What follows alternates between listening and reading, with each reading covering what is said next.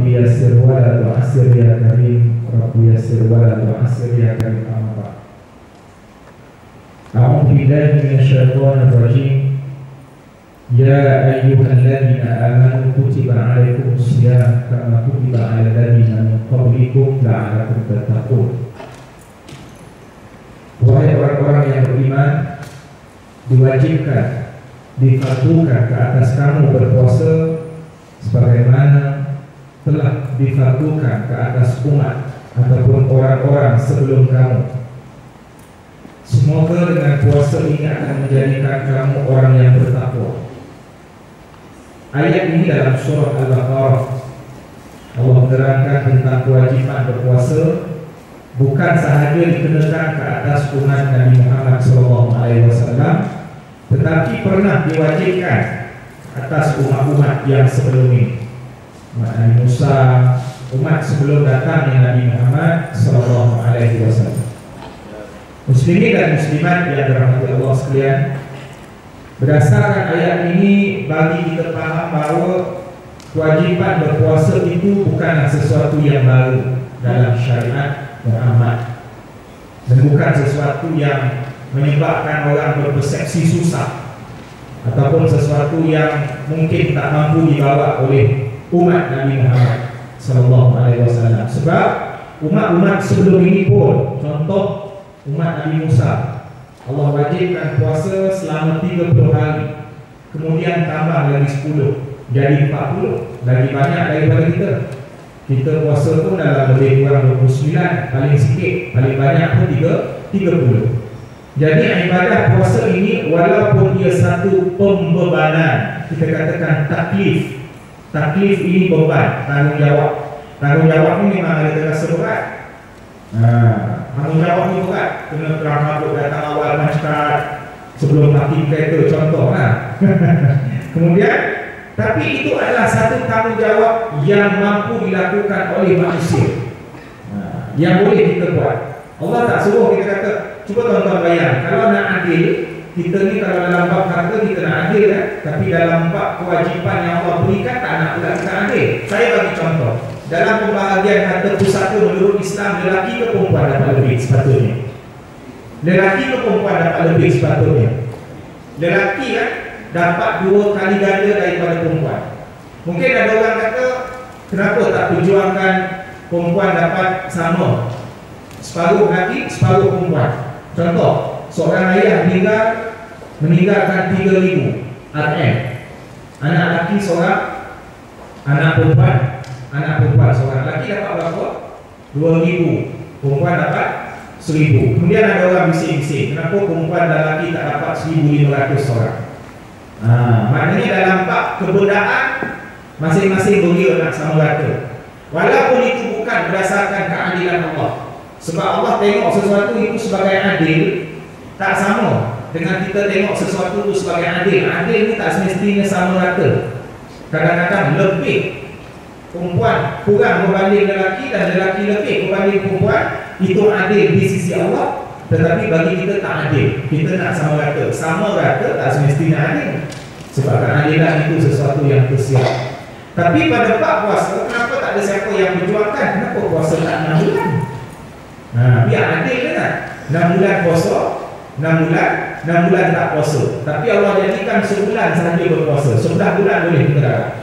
Tak ada siapa pun nak bercadang macam tu. Sebab benda ni berat. Benda ni tak mendatangkan duit. Sebab benda ni benda yang bertentangan dengan fitrah kita yang selalu makan. Mengunyah saja kan? Dalam tidur mengunyah. Oleh itu, hal yang sedemikian tersirat hikmah-hikmah dan rahsia-rahsia yang hanya Allah sahaja yang tahu. Dan mungkin orang-orang yang beriman, yang nak berfikir tentang kejadian Allah, dia akan tahu.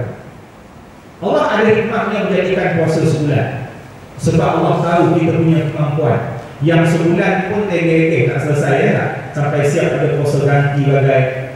Puasa sunat tu tak payah sebut lah. Yang puasa wajib ni, perempuan tu tak ada masalah lah, dia ada cuti. Yang lelaki ni tuan-tuan, kadang-kadang kita dapat dengar orang berkongsi dengan saya ataupun tuan-tuan tu mungkin selalu tengok umur 40 orang, yang lelaki lah umur 40, 30 tapi masuk dan mayat. Untung tak jumpa Tok Adi tu. Kalau jumpa Tok Adi, besar juga lah. buka puasa secara sengaja tanpa sebab yang dibenarkan Allah pada siang bulan. Ini masalah iman. Sebab tu dalam ayat tersebut Allah kaitkan dengan takwa. Diwajibkan kamu berpuasa supaya dengan puasa ni takwa. Maknanya puasa akan membentuk takwa. Kalau tak puasa tidak takwa. Allah mengetahui dalam sebulan kita berpuasa itu dia punya kuasa kuda untuk mengekalkan kekuatan kita 11 bulan. Allah jadikan sebulan cukup. Dia tak boleh nak tikaikan ini kena 6 bulan ni, kalau takkan tak boleh dah, tak boleh. Itu macam mana cara kita memandang pada puasa. Ada orang pandang puasa sekadar acara bulanan, macam maraton bulanan ataupun acara tahunan. Lepas puasa tak ada benda dah.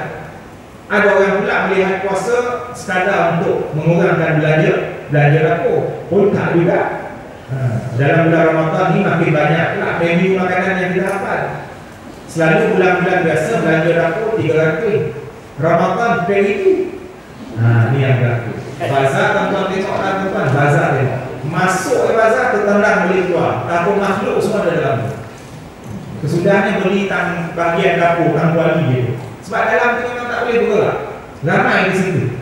Ini antara perkara-perkara yang direbut oleh manusia-manusia mengikut tahap-tahap ataupun kategori mereka. Ada orang merebut pahala dalam bulan Ramadan. Dia menyibukkan diri di masjid ataupun perkara-perkara kebajikan. Sebagaimana yang dipaham daripada hukum hakam puasa dan objektif puasa untuk melahirkan seseorang yang bertakwa ataupun jiwa yang bertakwa. Takwa ini kita sebut sebagai integriti dan satu nilai yang berharga daripada diri seorang yang beriman kepada Allah. Apa maksud takwa? Iman kepada Allah sebagaimana yang Allah huraikan dalam surah yang awal, surah Al-Baqarah, hudal lil muttaqin. Quran, hudal lil muttaqin, iaitu petunjuk bagi orang-orang yang bertakwa. Quran itu petunjuk, guide kepada orang yang bertakwa. Siapa dia yang bertakwa itu? Alladzina yu'minuna bil ghaib wa yuqimunas shalah, iaitu yang percaya kepada ghaib. Ghaib ini salah satunya Allah. Ghaib ini benda tak nampak tetapi confirm wujud. Kemudian benda-benda yang lain, urusan yang lain yang ghaib seperti dosa, seperti pahala, seperti rahmat, seperti redha, seperti barakah ataupun orang Melayu sebut berkat. Mana kita nak dapat benda-benda ni? Tak dapat dekat gaya tak? Yang dapat dekat masjid ketika berbuka puasa dengan keluarga ataupun dengan orang ramai, ketika bersahur, ketika bagi sedekah, ketika menolong orang lain untuk berbuka puasa. Yang ini semua mengundang rahmat daripada Allah. Duit tak dapat, duit syurga. Kita lebih perlukan RM di syurga berbanding RM di bumi. Kadang-kadang dekat dunia ni bila kita kerjakan urusan dunia, contohnya ada setengah orang melihat Ramadan berbuka mesti meriah. Ramadan berbuka adalah slot pembalasan denda. Itu yang meneneng perut macam gunting gajah juga. Nabi tuan-tuan, saya bukan suruh kita bukanlah wajib ikut Nabi, tapi kadang-kadang, bukan kadang-kadang, pada pilihan Nabi itu yang terbaik. Ada kalanya Nabi berbuka dengan beberapa biji tamar basah, rutab. Kita panggil rutab. Yang selalu bisik-bisik dalam radio tu lah, rutab. Kemudian ada kalanya Nabi berbuka dengan at-tamru ataupun tamar. Apa beza rutab dengan tamar? Rutab kurma basah, tamar kurma kering. Dan ada kalanya dua-dua tak ada, Nabi berbuka dengan air kosong. Cuba kakak bandingkan yang makanan Nabi ini dengan makanan orang zaman sekarang. Yang lagi dahsyat daripada dinosaur ini zaman sekarang. Ada yang berbuka bukan kering, berapi lagi. Rokok Yusuf Khalid. Ini yang kadang-kadang terbilang tu kan. Dia dah elok kan serban kopiah. Kadang-kadang saya tengok atuk-atuk ni, acik-acik ni, imam-imam haji-haji dah elok dah serban, mulut berasap pula. Itu sesuatu yang terkilan dalam hati kita lah. Sebagai seorang yang ada image, bukanlah ini kena pakai kopiah 24 jam, tapi tapi benda tu membawakan image Islam. Sebab dekat Malaysia ni kalau kopiah orang kata ni orang beriman. Walaupun kat Mesir tu saya tengok pensyarah Islam di Universiti Al-Azhar tak heboh perlu orang nak pakai serban. Padahal ilmu dia banding dengan kita jauh lebih hebat lagi. Sebab orang Melayu ni dia ada ukuran-ukuran dia. Kalau nak tengok orang soleh mesti pakai kain letak gajah duduk. Tak duduk kan tak soleh kan. Budak-budak yang pakai seluar jin lah, ini juga ada apa ni, ini rompet ataupun kupu-kupu malam dan seumpama. Itu penilaian kita. Tapi kita telah membinasakan penilaian tersebut dengan melakukan perkara-perkara lain yang jelas dilarang oleh Islam. Termasuk dalam bulan Ramadan melakukan perkara-perkara yang haram tersebut. Muslimin dan muslimat yang dirahmati Allah sekalian. Puasa sebagaimana yang kita faham dalam ayat tersebut, ayat yang saya bacakan tadi adalah ibadat yang dilakukan turun-temurun yang Allah wajibkan semenjak daripada zaman sebelum Nabi Muhammad SAW. Yahudi dah puasa dah. Jadi kalau setakat kita nak heboh dengan puasa kita ni, Yahudi dah puasa. Bahkan Yahudi lagi banyak harinya daripada orang Islam.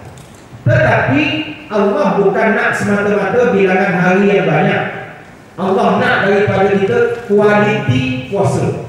Walaupun puasa kita mungkin tak sebanyak hari puasa orang Yahudi.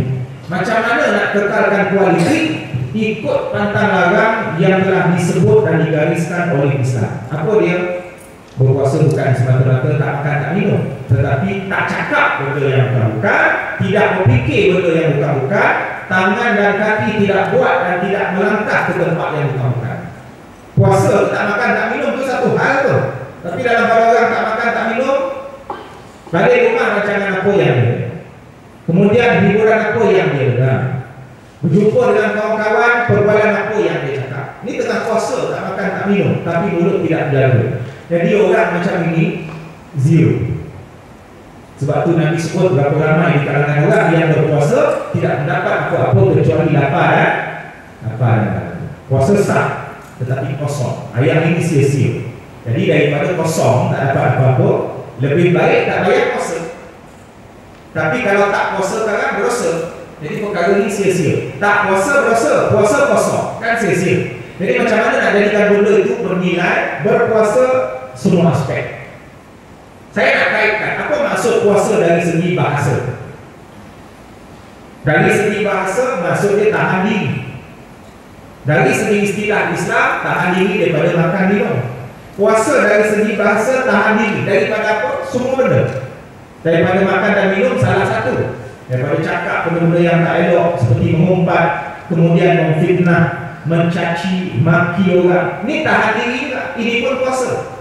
Tapi orang lebih fokus pengertian puasa daripada benda yang nampak tadilah, iaitu tak makan dengan tak minum. Bila puasa kita hanya bataskan pada tak makan dan tak minum, maka anggota badan yang lain tidak berpuasa.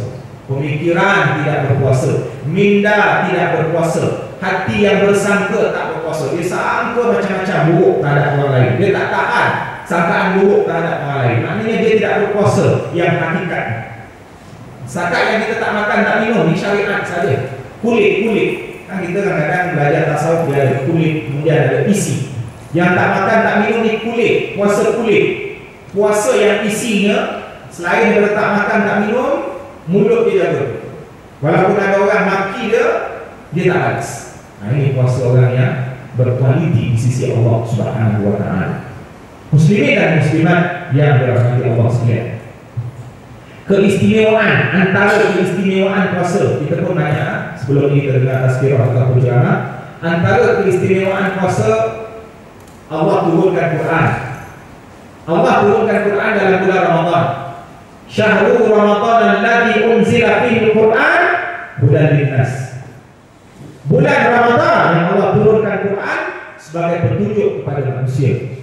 Hudan linnas, petunjuk kepada manusia. Wa bayyinatin minal huda, dan keterangan-keterangan daripada petunjuk-petunjuk tersebut, wal furqan, dan juga sebagai pembeza antara benar yang tidak benar dan tidak benar, antara hak dan batil. Quran turun nak bagi tahu yang ini salah, yang ini betul. Bila turun Quran dalam bulan Ramadan, itu antara keistimewaan bulan Ramadan. Kemudian selain daripada itu, Allah jadikan pada bulan Ramadan ini satu malam yang lebih baik daripada 83 ataupun lebih baik daripada 1000 bulan. Tak semua orang dapat hidup umur sampai 83 tahun tuan. Kalau hidup 83 tahun tu tak larat beribadat. Sampai 60 pun tak berhenti bersuara. Kan? Jadi Allah jadikan satu malam, kalau tak beribadat malam-malam lain pun, kalau beribadat malam ni insya-Allah dapat dia punya fadilat lebih baik daripada 1000 bulan. Ini antara keistimewaan Ramadan. Tapi tak ramai yang cari, tak ramai yang mengejar bulan ini. Lailatul Qadar tersebut, malam Al-Qadar. Tak ramai yang mencari. Yang ramai cari Lailatul FIFA. Itu ramai cari. Sebab tahun ni 2014 ni kebetulan dia serentak bola dengan puasa. Tak tahu bila sama tarikh juga habis ke, wallah a'lam. Tentang malam yang last FIFA tu malam Lailatul Qadar. Mana tahu? Jadi ini antara ujian-ujian dan cabaran umat Islam untuk menghadapi ibadat-ibadat yang sentiasa sahaja dikelirukan ataupun bercampur aduk dengan tuntutan-tuntutan dunia. Mungkin ada orang yang bangun malam bukan semata-mata nak sembahyang tahajud, tapi semata-mata nak tengok lawan bola, Jerman lawan Scotland, kan? Itu bukan semata-mata nak tengok nak tahajud ataupun nak qiyam ayah bangun, ayah tu saja bangun. Bukan nak bangun malam pun nak ayah tengok bola. Kalau tak ada bola, berhentilah bangun tu kencing. Jadi ini antara cabaran-cabaran yang dihadapi oleh umat Islam dalam sudut untuk membina niat dan ikhlas. Kan Allah sebut puasa ni nilai dia pada keikhlasan hati kita. Man shoma Ramadan imanan wa ihtisaban ghufira lahu ma taqaddama min dhanbi. Sesiapa yang berpuasa Ramadan dengan iman, dengan sifat iman, wa ihtisaban, dan mengharapkan ganjaran semata-mata daripada Allah. Maksudnya ikhlas. Kalau dua ni ada tuan-tuan, apa yang akan berlaku? Allah bagi balasan apa? Ghufira lahu ma taqaddama min dhanbi. Allah akan ampunkan dosanya sebelum ini. Itu kalau kita berpuasa dengan dua sifat, iman dengan ikhlas semata-mata kepada Allah, mengharapkan ganjaran Allah. Tapi kalau puasa kita ada sifat lain, bangun malam sifat lain, pergi tarawih sifat lain, tidak iman ataupun tidak ihtisab, maka tidak diampunkan dosa oleh Allah sebelum itu. Yang kita dapat cuma letih.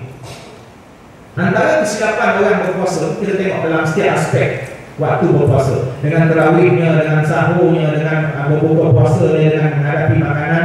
Sebab itu dia kata waktu berbuka puasa adalah waktu pembaziran di kalangan setengah ataupun mungkin majoriti masyarakat Islam di Malaysia. Pembaziran, dia tidak bersederhana, dia tidak wasatiyah. Bila membazir makan banyak, maka kemudian nak bangun malam pun susah. Sebab perut kalau dah kenyang, tuan-tuan faham lah, dia macam panda terbalik dia. Sembahyang maghrib lewat, kemudian tarawih ada alasan, walaupun sunat tarawih itu. Tapi kita dah kata bulan Ramadan ini kita deal bahawa bulan Ramadan untuk mengejar pahala, pesta ibadat, banner banyak, banting banyak, program banyak, banyak kata-kata indah pantun. Bulan ibadah lah, konon ini lah Ramadan terakhir, dah 10 kali terakhir lah, sama nenek turun kan. Jadi tidak mendatangkan sebarang kesan. Walaupun kita banyak buat program, ceramah dah dengar, tazkirah dah dengar. Lepas tu zaman sekarang ni pula siap upgrade lagi. Tarawih ada tazkirah, ada kan surah-surah lepas rakaat keempat ataupun lepas habis tarawih ataupun lepas habis witir. Semua peringatan sudah diberikan, cuma tinggal lagi terpulang pada kita sama ada untuk praktikkan ataupun tidak.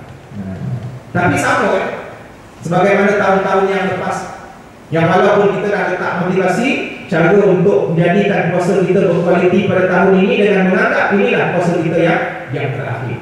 Tapi disebabkan kalau lepas pun rasa macam puasa terakhir, nanti ada ni yang sama kan, mana benda tu akan berulang. Sebab tu tuan-tuan, ayat tersebut bernilai la'allakum tattaqun. Semoga dengan puasa Allah menjadikan kita semua orang yang bertakwa. Saya akan buka sesi persoalan kalau ada berkenaan dengan fiqh puasa. Yang sekarang ni ramai orang menganggap puasa ni satu benda yang sempit, banyak perkara yang membatalkan puasa dalam seumpama. Kalau tuan-tuan perempuan ada persoalan, sebab saya tidak lama pagi ni, kalau ada persoalan boleh ajukan. Ada persoalan bulan puasa ni tak ada cakap banyak, air pun tak ada, selalu ada air. Saya ceramah selalu ada air kan. Tuan-tuan dah sarapan tak apa. Ada persoalan? Baik. Kemudian antara keistimewaan lain yang Allah berikan dalam bulan Ramadan ini, sebagaimana yang kita maklum, adalah Lailatul Qadar. Itu pokoknya. Saya sebutkan sebagaimana yang Nabi cakap di dalam hadis, taharrau Lailatul Qadri fil witri minal ashril awakhir Ramadan. Cari Lailatul Qadar ketika solat witir pada 10 malam yang terakhir dalam bulan Ramadan. Dalam bulan Ramadan, cari Lailatul Qadar. Solat witir ataupun dalam ibadah-ibadah yang lain 10 malam yang terakhir. Nabi biasa 10 malam yang terakhir itu dia akan beriktikaf di masjid ataupun menumpukan waktu untuk beribadat. Sama juga dengan isteri-isteri Nabi yang lain. Baik, bagaimana kita nak tahu malam Lailatul Qadar itu kita jumpa atau tidak? Kita tak mesti jumpa malam Lailatul Qadar dengan benda-benda yang ajaib. Orang Melayu ni rumah cari benda-benda yang pelik, tuan. Dia cari, berikan nama lembu, tengok lembu ni kalau cakap ni Lailatul Qadar. Dia tak bagi salam pun, ada tak ada Lailatul Qadar tu. Sekali bagi salam mengakui tak.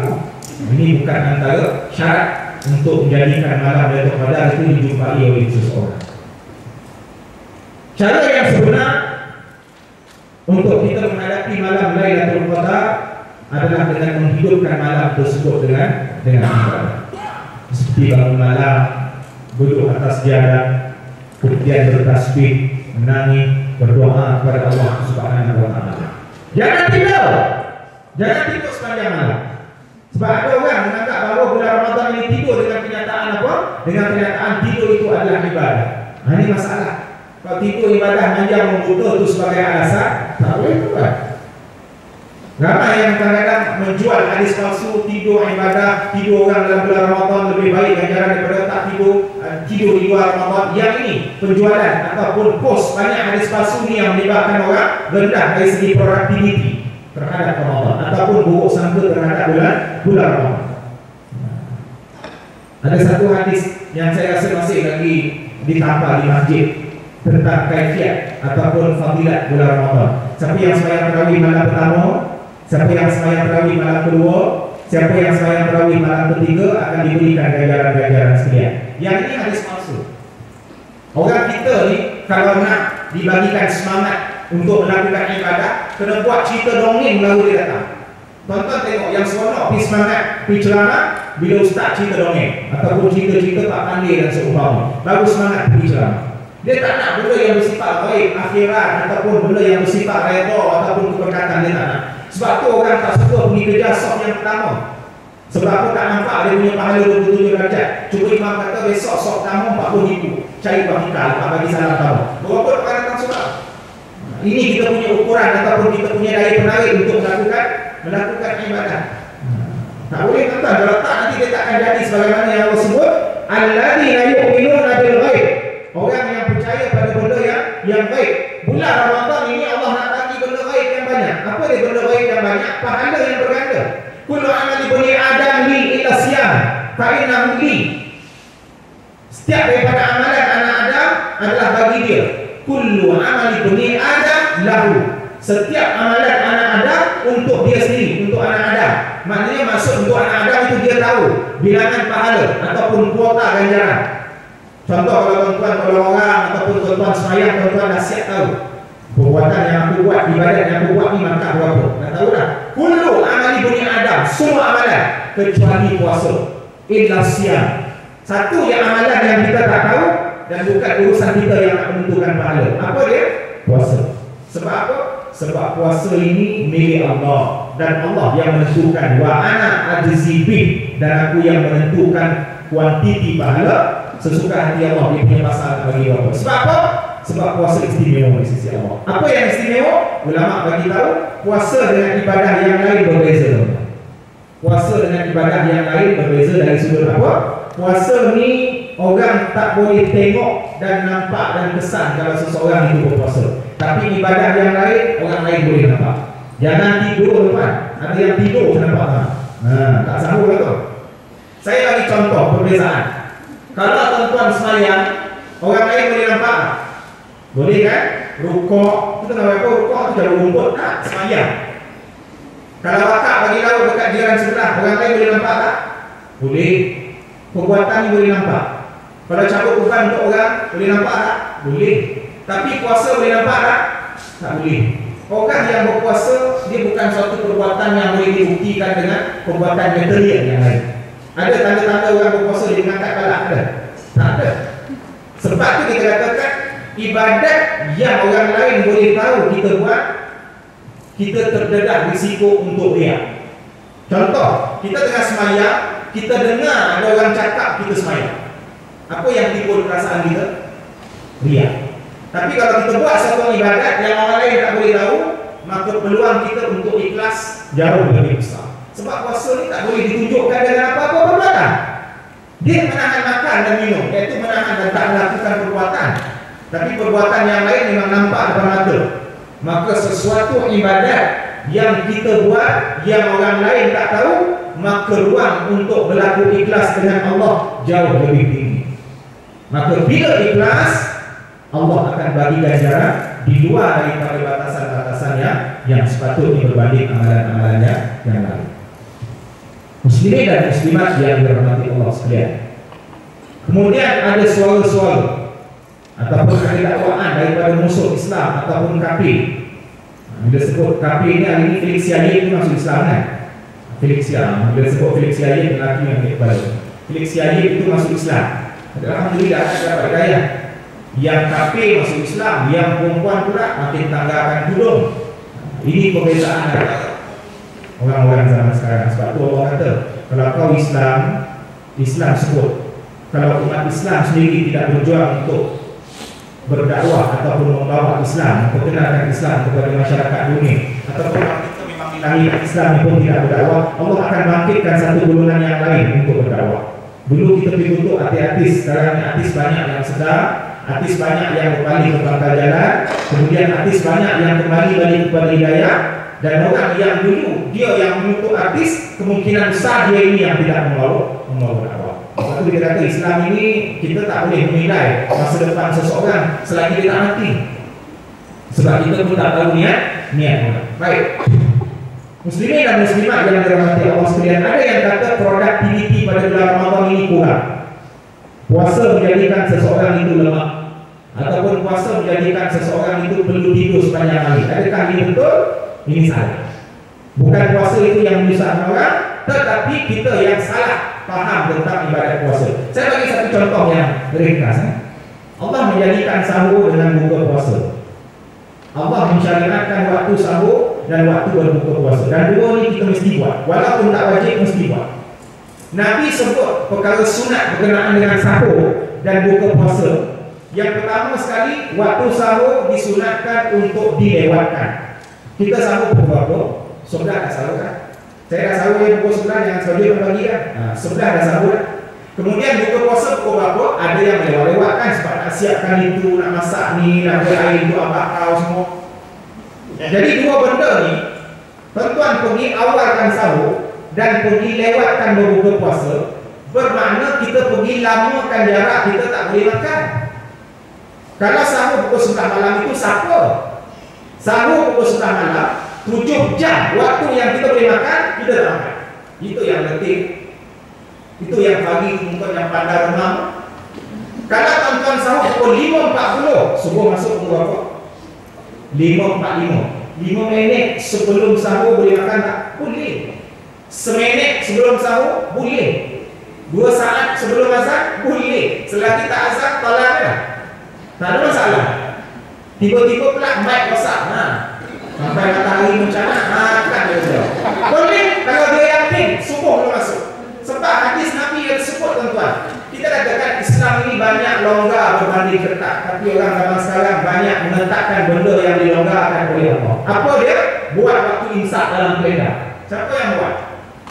Kalender kita telah ada waktu imsak, subuh, zuhur, asar, maghrib, isyak, imsak. Imsak itu siapa buat? Mengarut. Tujuan Ustaz supaya berhati-hati. Nabi tak suruh berhati-hati, jangan kau pandai-pandai berhati-hati pada benda yang Nabi tak suruh berhati-hati. Pada benda yang Nabi suruh berhati-hati, tak nak pula kau berhati-hati.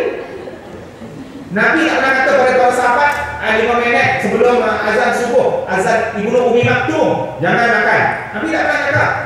Jadi waktu imsak yang ada dalam kalender kita tu tidak sabit ataupun tidak bertepatan dengan ruh Islam yang suruh orang cari senang. Allah memang suruh kita cari senang dalam agama, tapi bukan bermakna untuk mempermudah-mudahkan agama. Dan tidak juga Allah suruh kita menyusahkan agama sampai orang yang bukan Islam pandang Islam di sana susah. Ada sebuah hadis Nabi sebut, "Idza sami'a ahadukumun nida wal ina ala yadihi fala yadhna hatta yaqdi hajatahu minhu." Bila seseorang mendengar azan dan dia baru pegang cawan, tak sempat minum dari azan. Nabi kata apa? Jangan letak cawan itu selagi tak minum. Maknanya selagi tak menunaikan hajat. Jangan letak cawan itu selagi tak menunaikan hajat daripada cawan tersebut. Apa maksudnya? Minum walaupun sedang azan. Apa maksud hadis ini? Ini azan subuh atau azan zuhur? Apa maksud hadis ini? Maksud hadis ini ialah apabila kita dengar azan, dalam hati kita yakin, subuh tak masuk lagi, muazzin dah awal. Maknanya subuh belum masuk. Boleh. Maknanya ini berdasarkan keyakinan kita. Sebab kadang-kadang ada setengah tempat dia sengaja mengawalkan azan subuh sebab nak suruh orang kampung berhenti makan. Kalau tak nanti orang kampung makan. Yang ini hukumnya haram ataupun merepek dalam Islam. Sebelum zaman sekarang ni 300-400 tahun yang lalu memang ada perangai muazzin ataupun orang yang tukang bang mengawalkan azan 15 minit sebelum masuk waktu sebenar supaya berhentikan orang kampung ini. Ini yang dinamakan bid'ah. Tuan-tuan pernah dengar perkataan bid'ah? Bid'ah ini sesat di dalam agama. Saya azan awal supaya orang berhenti. Nabi tak suruh macam tu. Maka bila azan yakin azan itu memang dah masuk, baru berhenti dan keluar apa yang ada dalam itu. Simple, Islam is very simple. Tapi dengan syaratnya waktu azan itu yakin. Tapi kalau dah waktu subuh dah terang, betul akak tengok ni belum start, belum subuh lagi ni. Akak yakin ni aku gila. Saya sebut tadi azan subuh waktu tengah gelap, kemudian yakin belum masuk. Ataupun waktu tu muazzin bersilap.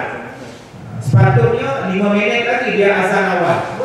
Berdasarkan keyakinan. Seseorang Islam dia beramal berdasarkan keyakinan dia. Contoh kalau orang masuk dalam hutan sesat tak tahu mana arah kiblat, dia berfikir sungguh-sungguh. Kiblat situ. Rakaat pertama kiblat situ. Tiba-tiba rakaat kedua dia tak yakin. Kiblat situ. 4 rakaat 4 kiblat. Ada masalah. Semayang sah. Sebab apa? Dia beramal berdasarkan keyakinan. Kalau rakaat 4 babi itu kambing makan. Kambing Ustaz, putihnya makan, tak ada masalah.